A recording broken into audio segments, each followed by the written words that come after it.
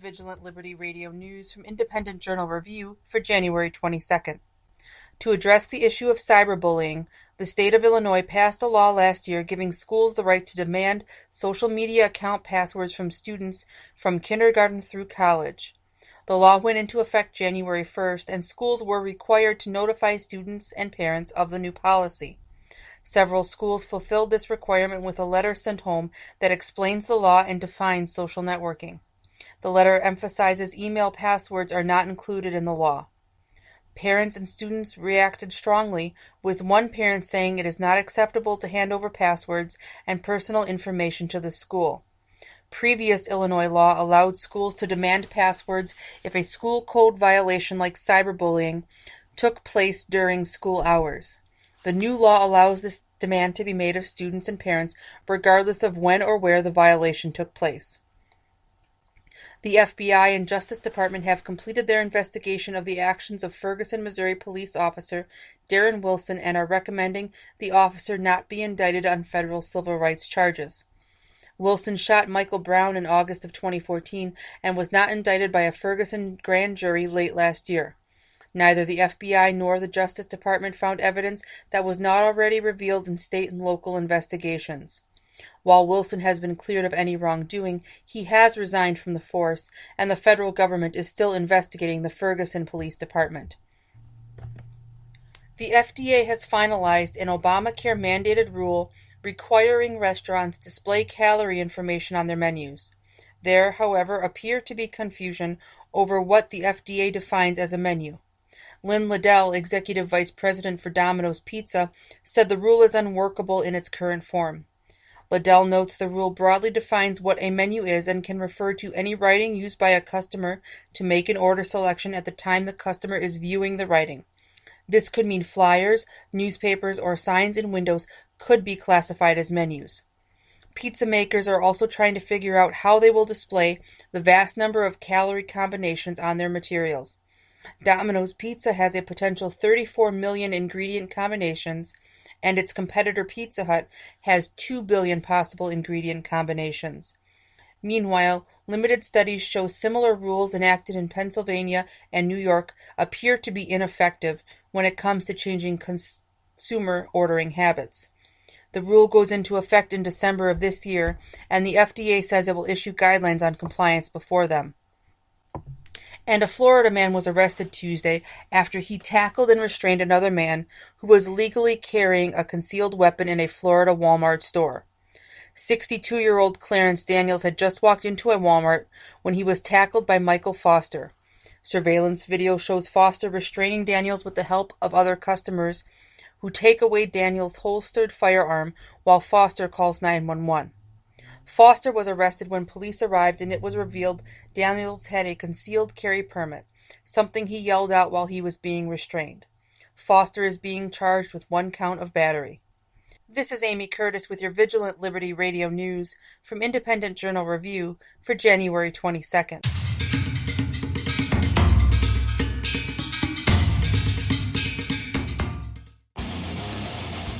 DLR.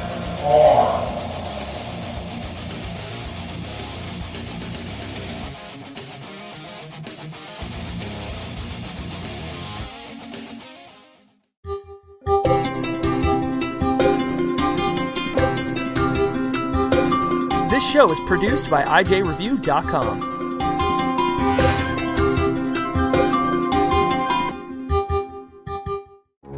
This show is copyright by VLR Media. All opinions of panelists and guests are their own and may not reflect the opinion of VLR Media, the host, or anyone else.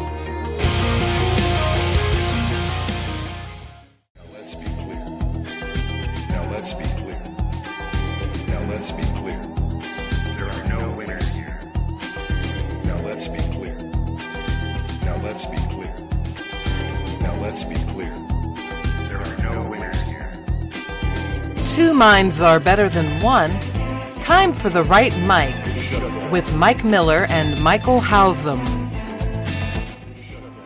Well, welcome to the show, folks. This is The Right Miller with Mike Miller. Excuse me. This is The Right Miller. Yes, it is. Wow. There we go. Start over. Welcome to the show, folks. This is the Right Housem with Mike Miller and Michael Housem. Yeah. Thank you for listening. If you'd like to call in this half hour, please do. 412-567-6879. Also, you can follow along, tweet us at the Right Mics. Miller, horrible intro aside. How are you, man? I'm good, dude. It just shows that, people, I think if they listen long enough, they start thinking like we're perfect. So it's when you do something like that, or when I do, it just shows the more human side of us. Do you think actually people suspect we're perfect? Of course not. Yeah, okay, because there's people that have met me.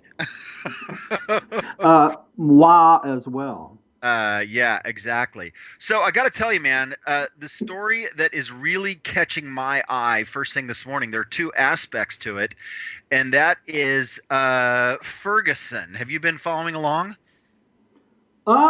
Yes, I have. But, dude, I have to give you an update before we jump into that. Okay, please do. Yesterday, we talked about this Facebook friend of mine in Pakistan. Oh, yeah.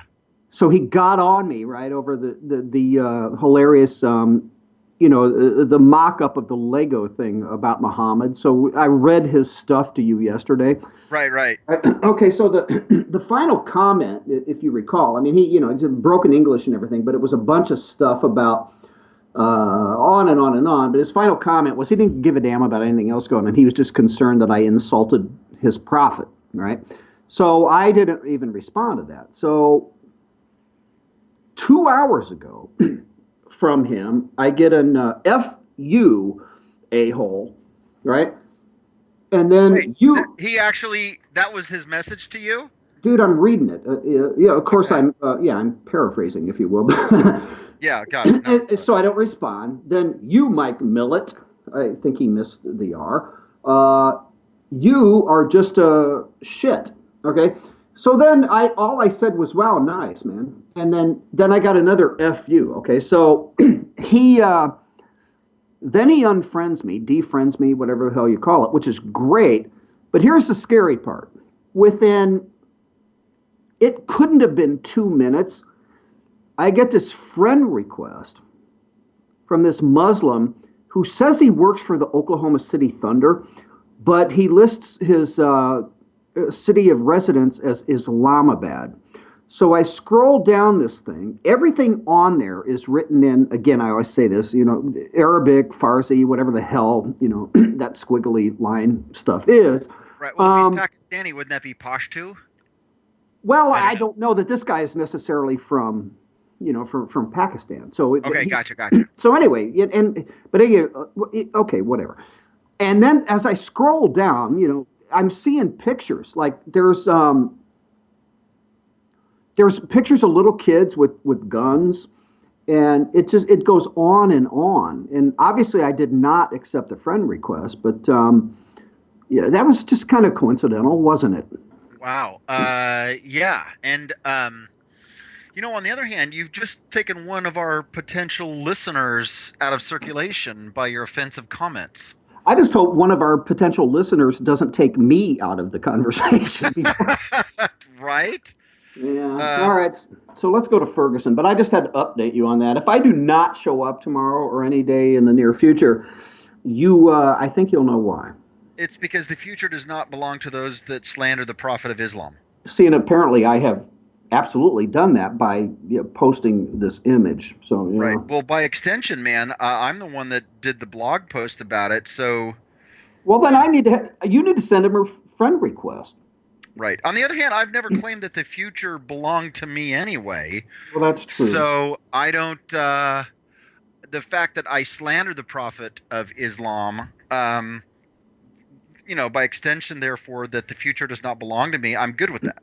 Yeah, I think you're right. So anyway, let's get to Ferguson because, obviously this story that you, this link you sent me, Boyd put up, I'm not thinking this is going to go over well with a certain persuasion, if you will. And that persuasion is not defined by color alone. Right. Well, there's two pieces of news out of the Ferguson thing. Number one is that a St. Louis, so this is on the state level, or actually not even on the state level, on the county level. A St. Louis County judge rejected a request from the NAACP or the NAACYP, if you're a Limbaugh listener. He calls them LP, does it? NAA LCP. Yeah, but he also calls them the National Association of You People from a million years ago when Ross Perot was speaking to the NAACP and he made And then, of course, the reference. other one being the National Association of Lazy CP, which is even. Oh, now that one I don't think is funny, but I don't either. But he's done that for a long time. So anyway, okay. So back to this story. Okay, so the NAACP's Legal Defense and Educational Fund had requested a new grand jury to be convened to bring charges against Officer Darren Wilson. And a St. Louis County judge rejected the request. Okay, so the NAACP guys were just, obviously they felt justice was not done. There should have been an indictment, blah, blah, blah. A judge rejected the request. Okay. Right. So that's number one. That's number one piece of news. Number two is that the FBI and the Justice Department have completed their investigation into Darren Wilson's actions, and their recommendation is that there be no indictment brought against him on any federal civil rights charges. Well, this is obviously a travesty. So here's the statement. Federal investigators interviewed more than 200 people, analyzed cell phone audio, video. They analyzed the Wilson's gun, clothing, other evidence, autopsies. There was a separate autopsy done by the Armed Forces Medical Examiner Office. Federal investigation did not uncover any facts that differed significantly from the evidence made public by the authorities in Missouri late last year. Blah, Exactly. blah, blah, blah, blah. So he's been cleared. Obviously, he was cleared by the county grand jury. No subsequent grand jury is going to be staffed or impaneled. And then the feds, and I'm saying this very carefully, the feds can't find anything that he did wrong either. See, and let's rewind the tape back to the aftermath of the announcement. Well, it even happened before the grand jury announced that they would not indict Wilson. I mean, you had, once again, Barack, if I had a son, he'd look like Trayvon Obama speaking out. You had Eric, My People Holder, rushing to to St. Louis. Of course, he didn't beat Al Sharpton. Nobody beats Al Sharpton to something like this. But and then and then announcing, that we're going to do an investigation. The Justice Department. So he's all goes Barney Fife, puffs out his chest, and this happens. So, which it had to happen because, to your point, the autopsy was the autopsy. I don't know how many were done. There were at least two or three. There were three plus the Army one, so there were a total of 4 autopsies done. And they interview all these people, and they come to the same conclusion. So, I don't know. I mean, would they have done it were the colors reversed? I don't know. That's hypothetical. We'll never know. But if they knew they were going to come to the same conclusions, would he have gone all Barney Fife about it in the first place? I just think, it's not humorous. Anything about a subject like this isn't humorous. But I just find it kind of meh.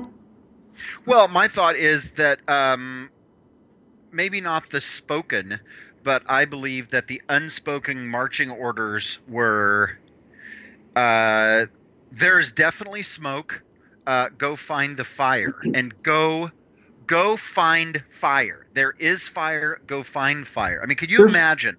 You're the guy responsible for heading the thing up, and you've got all these junior FBI or DOJ folks underneath you. And, hey, Miller, give me an update. How things going, man? What are you finding? We're not finding all that much, actually. I got nothing right now, but we're going to keep looking. Okay, what I want you to do is I want you to go back and find something.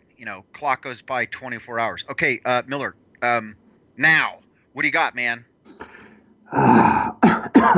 If you promise not to tell Holder yet, dude, I got Yeah, I got nothing yet. Okay, I had coffee with Holder's Assistance